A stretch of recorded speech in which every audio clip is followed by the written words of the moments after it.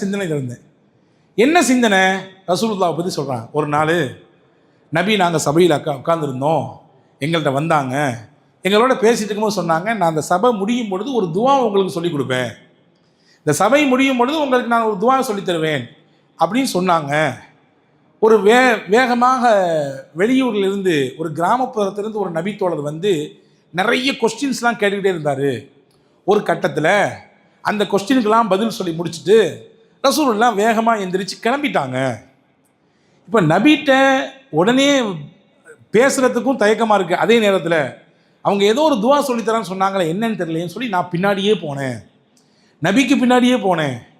எந்த அளவுக்குன்னா நபியை முந்தவும் கூடாது, அதே நேரத்தில் நமக்கான பதிலும் கிடைக்கணும். ரசூலுல்லாஹ் வீட்டுக்குள்ளேயும் போயிடக்கூடாது. இந்த இடையில எப்படியோ போய் ரசூலுல்லாவை நான் சந்திச்சிட்டேன். என்ன உஸ்மான் இங்கே வந்திருக்கீங்க, என்ன காரணம் கேட்டாங்க. யார் ரசூலுல்லாஹ், நீங்கள் சபையில் உட்காரும்போது துவா சொல்லித்தானே சொன்னீங்க, அந்த துவாவை சொல்லலையே, அதை கொஞ்சம் சொல்லித்தாங்களே அப்படின்னு கேட்டாங்க. தேட்டத்தை பாருங்கள், ஆவலை பாருங்கள். சஹாபாக்களோடே இருக்கிறாங்க, மார்க்கத்தை தெரிஞ்சுக்கிட்டே இருக்காங்க, ஆனால் புதுசு புதுசாக தனக்கு கிடச்சிட்டே இருக்கணுன்ற அந்த ஆவலும் அந்த தாகமும் சஹாபாக்களை உயர்ந்த சீமான்களாக மாற்றியது. வாழ்க்கையில் தேடல் உள்ள மனிதன் மட்டுமே தான் ஜெயிக்க முடியும். எந்த துறையாக இருந்தாலும் தேடல் இருக்கணும். தேடல் இல்லை, அந்த வாழ்க்கை அர்த்தமற்ற வாழ்க்கை ஆகி போயிடும். அதற்கு உஸ்மான் ரலியல்லாஹு போய் கேட்டாங்க. உடனே சிரிச்சுக்கிட்டே தோலை தட்டி கொடுத்து சொன்னாங்க, அதாங்க அந்த மீன் வயிற்றுல இருந்தார்ல ஒருத்தர் யூனுஸ், அவர் ஓதின துவா தான் அது அப்படின்னாங்க. அந்த மீன் வயிற்றுக்குள்ளே இருந்தார்ல யூனுஸ், அவர் ஓதிய துவாவை தான் நான் உங்களுக்கு சொல்லித் தருவதாக இருந்தேன். எந்த மனிதர் அந்த துவாவை படித்து அல்லாஹ்விடத்திலே கையேந்துகிறாரோ அவருக்கு அல்லாஹ் நிச்சயமாக பதில் கொடுப்பான், அவருக்கு நிச்சயமாக அல்லாஹ் அவருக்கான கோரிக்கையை நிறைவேற்றுவான் என்று ஹதரத் சையதுனா உஸ்மான் ரலியல்லாஹுவிற்கு முஹம்மது ஸல்லல்லாஹு அலைஹி வஸல்லம் சொன்னாங்க. இதை சொல்கிறாங்க உஸ்மான் ரலியல்லாஹு. யார்கிட்ட? உமர் ரலியல்லாஹு. அந்த பழைய காட்சிகள்லாம் என் கண்ணுக்கு முன்னாடி போய்கிட்டே இருந்துச்சு. அதை நான் பல நேரம் நினச்சி பார்க்குற உண்டுது. அதை நினச்சி பார்க்கும் பொழுதெல்லாம் நான் அந்த காலத்துக்கே போயிடுவேன். கரண்ட்டில் என்ன நடக்குன்னு எனக்கு தெரியாது. நான் இது ரசூலுல்லாஹ்ட்ட கேட்டு தெரிந்து கொண்ட ஒரு அதி அற்புதமான துவா என்று ஹஸரத் சையதுனா உஸ்மான் ரலியல்லாஹு அன்ஹு சொன்னாங்க. இங்கே விஷயத்துக்கு வருவோம். ஹஸரத் யூனுஸ் அலைஹிஸ்ஸலாம் எப்போ அந்த துவா ஓதுனாங்க? யூனுஸ் நபியின் வரலாறு எங்கிருந்து துவங்குகிறது என்றால், அன்பான சகோதரர்களே, நீனுவா நகர மக்களுக்கு நபியாக அனுப்பப்பட்டவர்கள் யூனுஸ் அலைஹிஸ்ஸலாம். அந்த மக்களுக்கு போய் மார்க்கத்தை சொன்னாங்க. எல்லா நபிமார்களையும் வெறுத்த மாதிரி, பிடிவாதம் பிடித்த மாதிரி, வரட்டு கௌரவத்தில் இருந்த மாதிரி அந்த நீனுவா நகர மக்களும் வரட்டு கௌரவத்தில் இருந்தாங்க, பிடிவாதம் பிடிச்சாங்க, உங்களை ஏற்றுக்க முடியாதுன்னு நிராகரித்தாங்க. நாங்கள் எங்கள் பழைய கொள்கையில் தான் இருக்க போகிறோன்னு வம்படியாக சொன்னாங்க. ஆது கூட்டத்தை பார்த்துட்டோம், சமூது கூட்டத்தை பார்த்துட்டோம், ஷுவைப் நபியினுடைய கூட்டத்தை பார்த்துட்டோம், லூத் நபியினுடைய கூட்டத்தை பார்த்துட்டோம், நூஹ் நபியினுடைய கூட்டத்தை பார்த்துட்டோம் இல்லையா? இந்த கூட்டம்லாம் என்ன செஞ்சுது? அந்த நபியை வெறுத்துச்சு, பிடிவாதம் பிடிச்சது, நபிக்கு ஆப்போசிட்டாக இறங்குச்சு. ஹதரத் யூனுஸ் அலைஹிஸ்ஸலாம் இருந்து இருந்து இருந்து இருந்து மக்களிடத்தில் அந்த இதை சொல்லிக்கிட்டே இருந்தாங்க.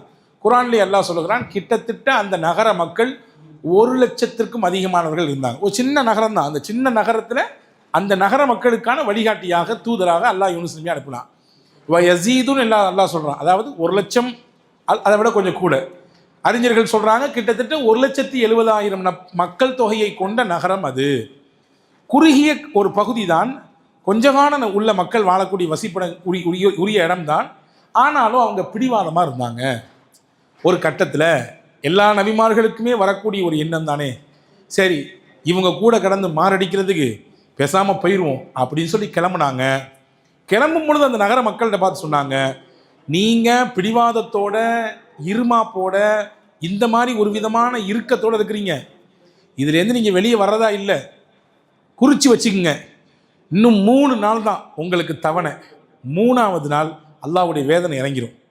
எப்போ இந்த நபியாக இருக்கக்கூடிய என்னை நீங்கள் வெறுத்தீர்கள், என் மீது நீங்கள் கோபம் கொண்டீங்க, நான் சொல்கிறத கேட்கலையோ, குறித்து வச்சுக்கோங்க, 3 நாள் தான் உங்களுக்கு இறைவனின் வேதனை இறங்கிவிடும் அப்படின்னு சொல்லிட்டு கடன் கிளம்பிட்டாங்க.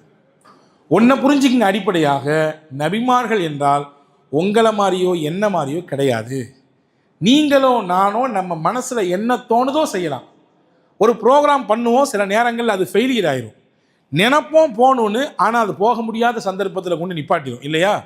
நம்ம நினச்சதை செய்வோம், யாருக்கும் நாம் அடிமை கிடையாது. அவர் சொல்லது தான் செய்யணும், அவர் சொல்கிற மாதிரி தான் நான் கேட்கணும் அப்படிங்கிறதுலாம் கிடையாது. ஆனால் நபிமார்களை பொறுத்தவரைய ஒரு ஊருக்கு வந்தாலும் சரி, ஊரை விட்டு வெளியேறினாலும் சரி, அல்லாஹ்வுடைய உத்தரவு வரணும், வந்தால் தான் போகணும். இந்த யூனுஸ் நபி அல்லாஹ்வுடைய உத்தரவு வர்றதுக்கு முன்னாடியே கிளம்பிட்டாங்க. அல்லாஹ் சொல்லணும் நீங்கள் போங்க.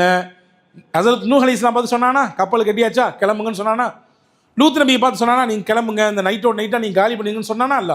ஹூத் நபியை பார்த்து சொன்னானா? சாலிஹ் நபியை பார்த்து சொன்னான்? எல்லா நபியை பார்த்து சொல்லலாம்ல, நீங்கள் கிளம்பிடுங்க, உங்களோட ஈமான் கொண்ட மக்களை கூட்டு நீங்கள் கிளம்புங்க, நீங்கள் இருந்த இந்த பகுதிக்கு வேதனை வரப்போதும் சொன்னான்.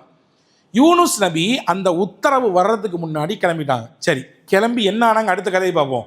3 நாள் கெடு கொடுத்தாங்கல்ல, இந்த 3 நாள் கெடு கொடுக்க 3ஆவது நாள் அந்த ஊரில் அப்படி மேகங்கள் எல்லாம் கருக்குது, ஒரு விதமான காற்று அடிக்குது. அதுவரை அவங்க பார்க்காத அளவுக்கு உண்டான ஒரு பிரம்மாண்டமான ஒரு காட்சி வருது.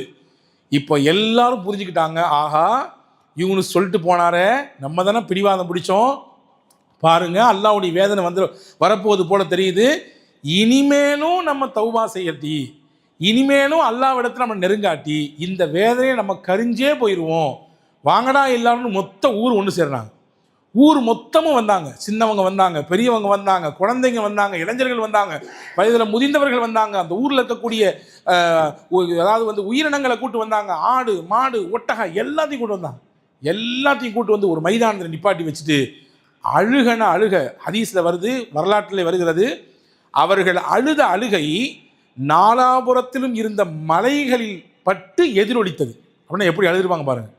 அந்த அழுகையின் சத்தம் நாலாபுரத்தையும் சுற்றி இருந்த அந்த மலைகளில் பட்டு அப்படியே எதிரொலித்தது. அழுது, இறைவா எங்களை நீ மன்னிக்காட்டி நாங்கள் அழிஞ்சோம், நீ எனக்கு மன்னிப்பு கொடுக்காட்டி நாங்கள் அம்பிட்டு தான், இதோட கதை எங்களுக்கு க்ளோஸு, என்னைய எங்களை மன்னிக்கணும் என்று ஒட்டுமொத்த ஊரும் இறங்கி கதறியது. கருணையே உருவான அல்லாஹ் அவர்களை மன்னித்தான். பொதுவாகவே அல்லாஹ்வுடைய மன்னிப்பு மேலே நிற்குமா அல்லது அவனுடைய வேதனை மேலே நிற்குமான்னா, ஹதரத் ரசூலுல்லாஹ் சொன்னாங்க, அல்லாஹ் சொல்கிறான், கலபத் கலபத் ரஹ்மி அல் கலப, என்னுடைய கோபத்தை விட என்னுடைய கருணை மிகச்சிரும். ஒரு அடியார்கள் மீது நான் வந்து கோபப்படணும்னு நான் விரும்புவேன், ஏன்னா அந்த மாதிரியான வேலைலாம் செஞ்சு வச்சுருப்பான் அவன். ஆனால் அவன் 2 சொட்டு கண்ணீர் விட்டான்னா நான் என் கோபத்தை மறந்து அவன் மேலே கருணை காட்ட ஆரம்பிச்சிருவேன். என் கருணை மிகைச்சு போயிடும். இவங்க அழுத அழுக, இவங்க போட்ட கூப்பாடு அல்லாஹ்வையே கரைய வைத்து விட்டது. அல்லாஹ் குர்ஆனில் சொல்கிறான், இதுவரை எத்தனையோ சமுதாயம் வேதனையை பார்த்துருக்கு, அழிஞ்சு போயிருக்காங்க, வேதனை வந்துருச்சுன்னா முடிஞ்சு போச்சு, அவங்க கதை க்ளோஸு. ஆனால் இல்லா கௌம யூனுஸ், யூனுஸுடைய அந்த சமுதாயத்தை தவிர அவங்க ஈமான் கொண்டுட்டாங்க. அந்த வேதனையை பார்க்குற நேரத்தை ஈமான் கொண்டுட்டாங்க. பொதுவாகவேங்க தௌபாக்கு எதுவரை வாய்ப்பு சொல்லுங்கள் பார்ப்போம். எதுவரை வாய்ப்பு? சக்கராத்து வரை வாய்ப்பு. சக்கராத்துனா என்ன? தொண்டைக்குள்ள அந்த உயிர் ஊசலாடக்கூடிய நேரம். நீங்கள் மௌத்தா போகிறவங்களுக்கு பக்கத்தில் இருந்து பாருங்கள் தெரியும், இந்த பகுதி ஒரு விதமான அந்த இடத்துலேருந்து ஒரு விதமான 2-3 சத்தம் வரும், அந்த மரணத்தின் நெருக்கத்தில் வரும். அதுதான் சக்கராத்தினுடைய கடைசி நிலை. அதுக்கு பின்னாடி ரூஹ் கைப்பற்றப்பட்டுரும். ஒரு விதமான சத்தம், அதுவரை அந்த சத்தம் வந்திருக்காது, அதுதான் சக்கராத். அந்த நிலையை மனிதன் அடையும் வரை தௌபா செய்யலாம், அதுவரை தௌபா செய்யலாம், அல்லாஹ் ஏற்றுக்கிறான். எப்போ சக்கராத் வந்துருச்சோ அதுக்கு பின்னாடி நினச்சா முடியாது, அது கதைக்கு உதவாது. அதே மாதிரி வேதனை வரையே தப்பிச்சாங்க, வேதனை வந்துருச்சுன்னா அழிச்சிடும். அதுதான் சமுதாயத்தில் அல்லாஹ் கொடுத்துருக்கிறது இதுக்கு முன்னாடி. ஆனால் யூனுஸ் நபியுடைய சமுதாயத்தை தவிர அவங்க வேதனையை பார்த்தாங்க கண்ணுக்கு முன்னாடி, அழுது கூப்பாடு போட்டு எல்லாத்தையும் சரண்டர் பண்ணி ஒத்துக்கிட்டாங்க. அல்லாஹ் அந்த வேதனையை அப்படி திருப்பிட்டான். வந்த வேதனையை பார்த்து அது தங்களுக்கு பாதிப்பை ஏற்படுத்தாமல் அது திரும்பி விட்டது. இது யூனுஸ் நபியினுடைய சமுதாயத்துக்கு மட்டுமே கிடைத்தது. சரி, யூனுஸ் நபியினுடைய சமுதாயம் தப்பிச்சு போயிட்டாங்க. இப்போ யூனுஸ் நபி என்ன ஆனாங்க? கோச்சிற்கு போனாங்களா இல்லையா? உங்களோட இருந்து மாரடிக்கிறது நான் கிளம்புறேன்னு போனாங்களா? அல்லாஹ்வுடைய உத்தரவு வர்றதுக்கு முன்னாடி போயிட்டாங்களா? கிளம்புனாங்க, நேராக போனாங்க, ஒரு கப்பல் இருந்துச்சு, ஏறிட்டாங்க.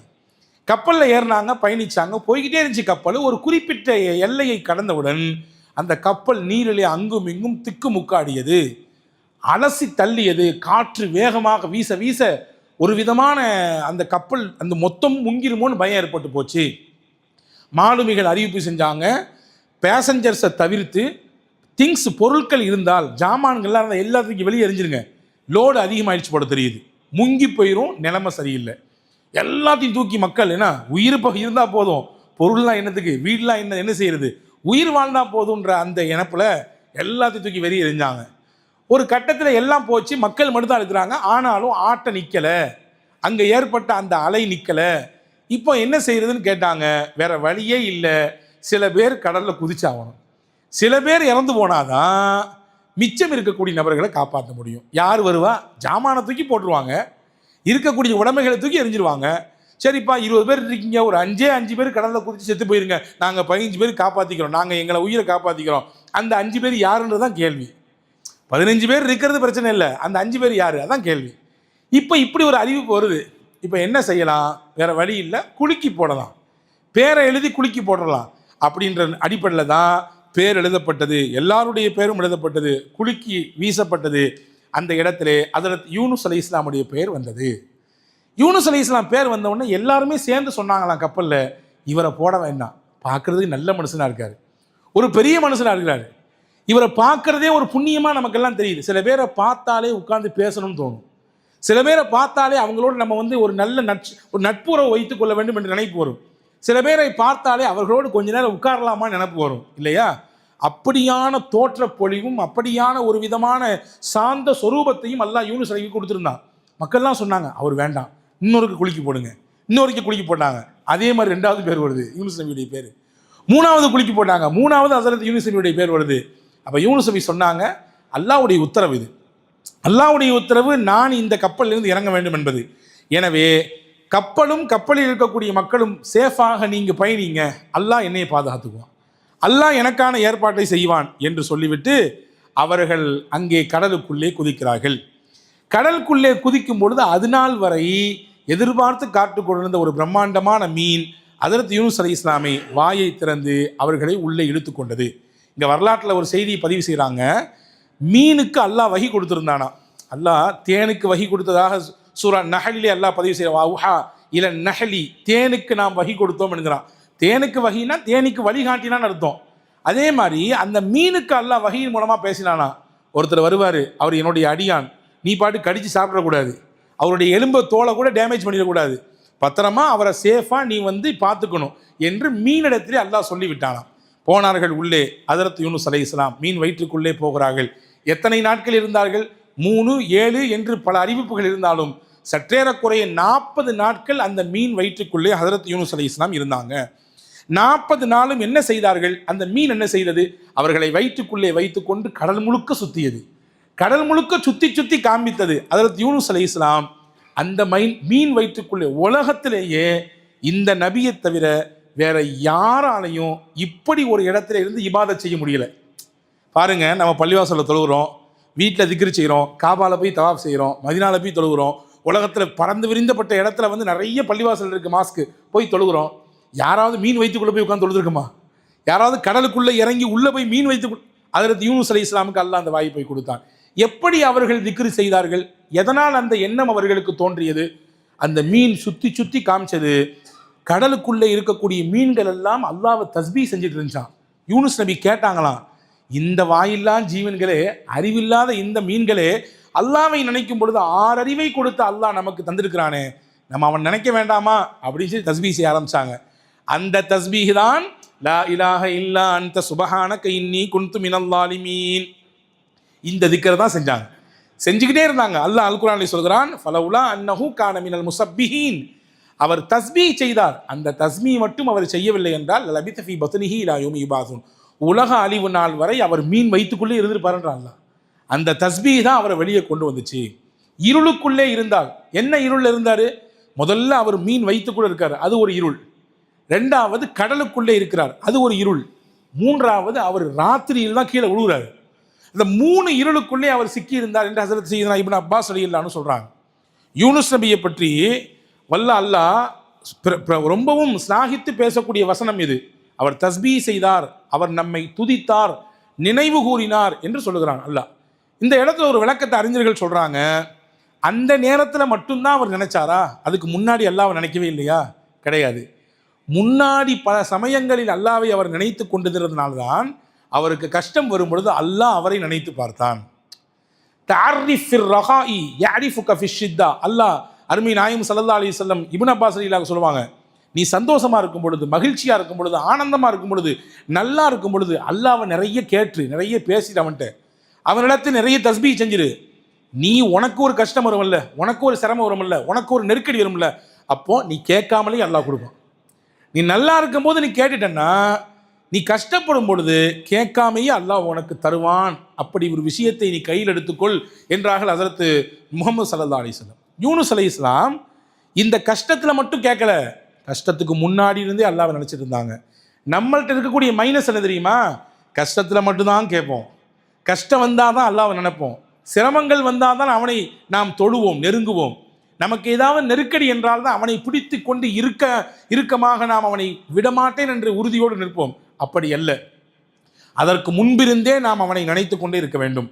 அதற்கு யூனுஸ் அந்த திக்ரை ஓதுனாங்களா, மலக்குகள் அல்லாஹ்ட்ட பேசினாங்களாம். அனஸ் இப்னு மாலிக் ரலியல்லாஹு அன்ஹுடைய அறிவிப்பு ஒன்று வந்திருக்கிறது. மலக்குகள் அல்லாஹ்ட்ட பேசினாங்களாம், யா அல்லாஹ், ஒரு புதிரான இடத்திலிருந்து அறிமுகமான குரல் ஒன்று கேட்கிறதே. இடம் எந்த இடம் தெரியல, இடம் மாலுமா இல்லை, புதிராக இருக்குது. ஆனால் கேட்ட குரல் மாதிரி இருக்குது, யாருடைய குரல்னு கேட்டாங்களாம். இப்போ அல்லாஹ் சொன்னானா, இது யாரும் இல்லை, என்னுடைய அடியார் யூனுஸுடைய குரல். ஓ, யூனுஸுடைய குரலா? யா அல்லாஹ், ஏன் அவர் எங்கே இருக்கிறாரு? இந்த மாதிரி மீன் வயிற்றில் இருக்காரு, நான் சொல்கிறதுக்கு முன்னாடியே கிளம்பிட்டாரு. அவருக்கு ஒரு பாடம், அவருக்கு ஒரு படிப்பினை, அதை வச்சு ஒட்டுமொத்த உம்மத்துக்குமான பாடம் அது, அதனால் மீன் வயிற்றுக்குள்ளே வச்சுருக்கேன். இப்போ மலக்குகள்லாம் சொன்னாங்களாம், யா அல்லாஹ், இந்த வார்த்தை நல்லா கவனிங்க, யா அல்லாஹ், தன்னுடைய வளமான நாட்களிலே தன்னுடைய வழக்கமான செயலாக நல்ல அமல்களை செய்து உன்னை துதித்து உன்னை வணங்கி வழிபட்டாரே, அந்த காரணத்துக்காவது இந்த கஷ்டத்திலே அவர் நீ வெளியேற்றக்கூடாதா? நல்லா இருக்கும் பொழுது நல்ல வாழ்க்கையில் நிறைய உன்னை நினச்சி பார்த்துருக்காருல்ல, அதுக்காக வேண்டி அவரை நீ வெளியே கொண்டு வரக்கூடாதா என்று மலக்குகள் ரெக்கமெண்ட் பண்ணாங்களா அல்லாட்ட. அல்லாஹ் அந்த மலக்குகளுடைய சிபாரிசை ஏற்றுக்கொண்டு யூனுஸ் நபியை 40 நாளைக்கு பின்னால் மீன் வயிற்றிலிருந்து வெளியே கொண்டு வந்தான். வெளியே வந்தவுடன் எப்படி இருந்தார்கள்? இப்னு மசூத் ரலியல்லாஹு சொல்றாங்க, ஒரு பறவையினுடைய சிறகை பிச்சு போட்டால் எப்படி இருக்கும், பறக்க முடியாமல் கூனி குறுகி அப்படி இருந்தார்கள். அல்லாஹ் அங்கேயும் பாதுகாப்பதற்கு வெள்ளரிக்காய் மரத்தை நட வைத்தான், அந்த மரத்தின் நிழலை கொடுத்தான், அவர்களுக்கு உணவை கொடுத்தான். எங்கிருந்தோ ஒரு ஆடு வருமாம், தினசரி வந்து காலையிலும் மாலையிலும் யூனுஸ் நபிக்கு பாலை கொடுத்துவிட்டு அப்படியே போகுமாம். அப்படியே அங்கிருந்து அல்லாஹு தஆலா மறுபடியும் அவங்களுடைய ஒரு நல்ல ஒரு மாற்றத்தை ஏற்படுத்தினால். அதற்கு பிறகு ஹஸரத் யூனுஸ் அலைஹிஸ்ஸலாம் வாழ்ந்தார்கள் என்பதெல்லாம் வரலாறு போய் கொண்டிருக்கிறது. அன்பான சகோதரர்களே, இங்கே நமக்கான முக்கியமான பாடம் என்னவென்றால், யூனுஸ் நபி அலைஹிஸ்ஸலாம் அல்லாஹினுடைய உத்தரவு வருவதற்கு முன்னால் போனதினால் அல்லாஹ் அவர்களை சோதித்தான். அந்த சோதனையில் வெற்றியை கொடுத்தான். அந்த சோதனையை அவர்கள் பொறுத்திருந்தார்கள் என்பது மட்டுமல்ல, அல்லாஹ்வை மறக்காமல் இருந்தார்கள். நமக்கும் கஷ்டங்கள் வருகிறது, வாழ்க்கையில் நெருக்கடிகள் வருகிறது, வாழ்க்கையில் அடுத்தடுத்தான சோதனைகள் வருகிறது.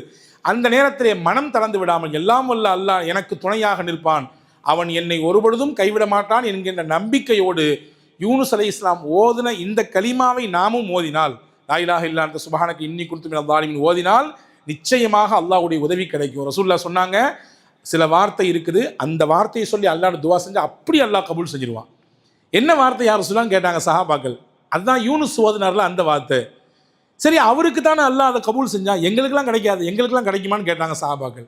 இப்போ அல்லாஹ் சொல்கிறது நீங்கள் கவனிக்கலையா?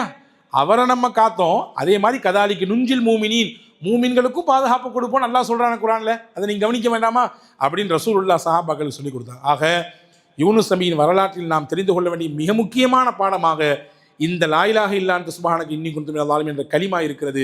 எல்லாம் வல்ல அல்லாஹ் நெருக்கடி நிலைகளில், கஷ்டங்களில், சோதனைகளில் வைராக்கியமான நம்பிக்கையோடு கொஞ்சமும் நம்பிக்கை தளராமல் வாழ்ந்த, மீன் வயிற்றுக்குள் இருந்தும் அல்லாஹ்வை நினைத்து கொண்டிருந்த யூனுஸ் நபியை போன்று நாமும் வாழ வேண்டும். அதுதான் இந்த வரலாறு நமக்கு சொல்லித்தரக்கூடிய பெரிய பாடம். எல்லாம் வல்ல அல்லாஹ் அப்படிப்பட்ட சிறந்த சிந்தனையோடு வாழ்வதற்கு அல்லாஹ் தௌஃபீக் செய்வானாக. நாளைய தினம் 17வது இரவு பத்ர் சஹாபாக்களுடைய தினம். இன்ஷால்லா நாளைக்கு நபிமாவுடைய வரலாற்று தொடர். நாளைக்கு மட்டும் கொஞ்சம் ட்ராப்பு, நாளைக்கு மறுநாள் இன்ஷால்லா மூசா நபி பற்றி பேசுவோம். நாளைக்கு சஹாபாக்களை பற்றி இன்ஷால்லா சில விஷயங்களை தெரிந்து கொள்வோம். நாளைக்கு அவசியம் தவறாமல் வந்துருங்க, ஏன்னா ஒரு பாக்கியமான இரவு என்பதை கவனத்தில் கொள்ளுங்கள். அல்லாஹ் தௌஃபீக் செய்வானாக. ஆமீன். வஸ்ஸலாம்.